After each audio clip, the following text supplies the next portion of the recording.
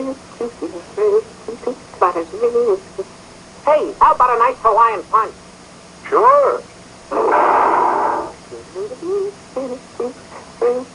Hawaiian punch. Wasn't that a refreshing commercial? Alright, we're back. Emily has a book she'd like to talk about. That's one of the best books of the week, or one of the best books that's out there right now. So go ahead and take it away, Emily. This is volume 6 of Inuyasha. It's called an animanga, where basically they take photos from the anime and they put them in it with the voices, so with the speech bubbles. That way you can tell what would basically be there. There were 3 stories in this one: Mystical Hand of the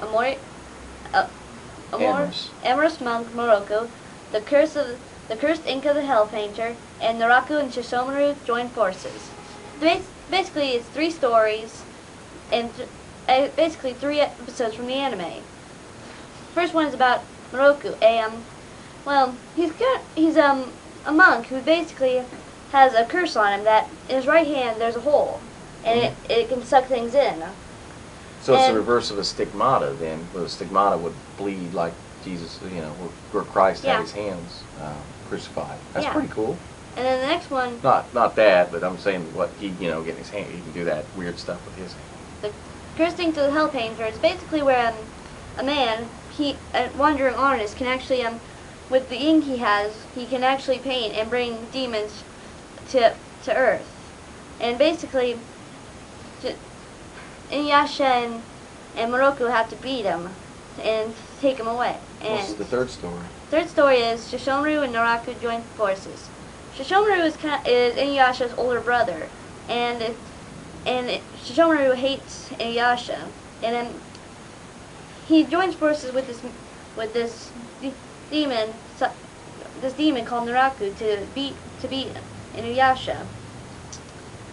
And basically, it's really good because, well, I love the anime, and the manga I never really got into it, but I think this is really good, actually, because it combines two of my favorite things in the whole world. What's that? Anime and manga. Oh, okay. But anyway. Well, why don't we get out of this? Why don't we go take a fast break? Okay, we're going to take a break. We'll be right back. It's Frankenstein Jr. and the Impossibles. Multiman, Oilman, and Fluid Man appearing in great cartoon adventures. See Frankenstein Jr. and the Impossibles. Hi, we're back. And we're going to go to the point 5 of the week, which, a lot of people have said they really enjoy. That's not it. Oh, that's one of them. People have really come in and talked up this book, especially online, and, it's not a bad story. It just reminds me too much of stuff I've read from the 50s by, like, The Martian Manhunter. And I mean, don't get me wrong, the story's good, the art is terrible, but anyway, Resident Alien, if it's your cup of tea, have at it. Second one coming out, or the second one this week, from Basement Studios, Cave Woman Mutation. I think I've said it before, I really like Devin Massey's artwork. It's not bad. Once again, there's not that much of a story to it. It's just half-naked women running around. It's okay. If that's your thing, this is for you. Anyway, now we come to the worst of the worst. Right. And it just don't get any worse than this week. Well, after we insulted the British yesterday and you had to say the cup of tea line, didn't you? Oh, whoops. we keep insulting the British somehow. I don't mean to. Anyway, I was going to go last with this book, but I'm going to go first because it's going to take me a little bit on this one. This book right here is begging to be canceled, and it's got the smell of death on it right now. Hawkman number 9. G, 2 magic words. Rob Liefeld. The stench of death is on this book. Cancellation is coming. And it's just begging for it now. When they had the Gentleman Ghost and stuff in it earlier, it was a good book.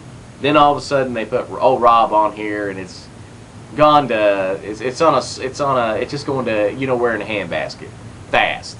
And I mean, it's It's slowly falling off the edge. slowly. It's on a slalom to hell. God. But I mean, it's just bad. I mean, you know, the art's pretty good in it, except once again, the colorist is doing a lot more work than he should be doing. It just, I don't know.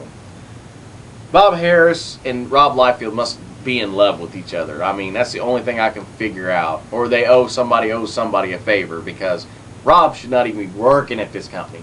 Really and truly, Bob shouldn't either, but maybe as a writer or somebody sitting in the back doing some editing, I don't know. But anyway, oh, he's editor-in-chief, I forgot. Anyway, you just gotta love the Iron Man, Hawkman thing going on with this book. Every villain is some kind of bionic, you know, mechanized supervillain thing going on. And just like Hawkman, he's got some kind of super armor on him too. Iron Hawkman.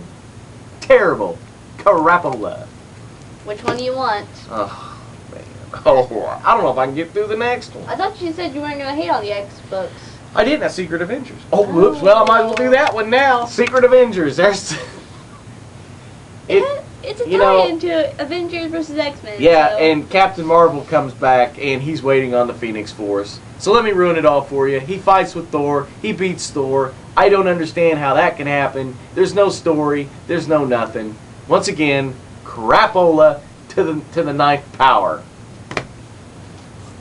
Oh my God. That's an insult. Well, anyway, here's another one of the worst of the worst. Why? I'm just going to ruin the whole story for you. Here we go. Henry Gyrick has been brainwashed, so he's working with a guy named Scourge. Oh, gee, like I haven't heard that before. Scourge, the guy that in the 80s and 90s that was going around blowing away all the supervillains. Well, guess what? He's doing it again. You get to see the Serpent Society and all the crap that went with the Gruenwald run of the 80s and 90s. So I'm going to ruin it for you. Guess who Scourge is? Scourge is the Demolition Man, Dennis Dunphy. Oh my gosh, really? Brubaker, you done it again. Anyway, if anybody don't know, Brubaker was working at DC at the time that they were going to bring back the new Robin. Or, I'm sorry, they were going to bring Robin back, the Jason Todd one. Red Hood? The Red Hood. Well, since old Brubaker was over and left in a huff, he said, oh, I'll show you, DC. I'll bring back Bucky as the Winter Soldier. Wow, that really went places, didn't it? Anyway, you know, here we go again. You know, he brings back the poor Demolition Man who should have been resting in pieces somewhere and just quietly left alone. Generically bad. You know, it just gets worse every week for Captain America. I don't understand it. Marvel should be hiring real writers to do this. But anyway, the artwork by Patrick Zurcher, who I thought would be somebody that would actually go places, because he had a great artwork on Star Trek, the early voyages, or the early adventures, or whatever it was with Captain Pike and the first crew of the Enterprise. And he also did some really good Iron Man work. In here, I don't know what's wrong. It has that Tom Grindberg, I think is his name, work. It just real sketchy, nasty. The blacks are spotted everywhere wrongly, and the shadows look terrible. And of course, the colorist once again comes to the rescue and helps him out. But still, the artwork can't really be salvaged that much. Good anatomy, but still, it's just something wrong with it. I can't figure it out. I think it's his eyes, 'cause they just look weird to me. Well, that's something. I don't know. Anyway, I gotta go get some Alka-Seltzer or something. These have turned my stomach. Anyway, we'll be right back. Oh.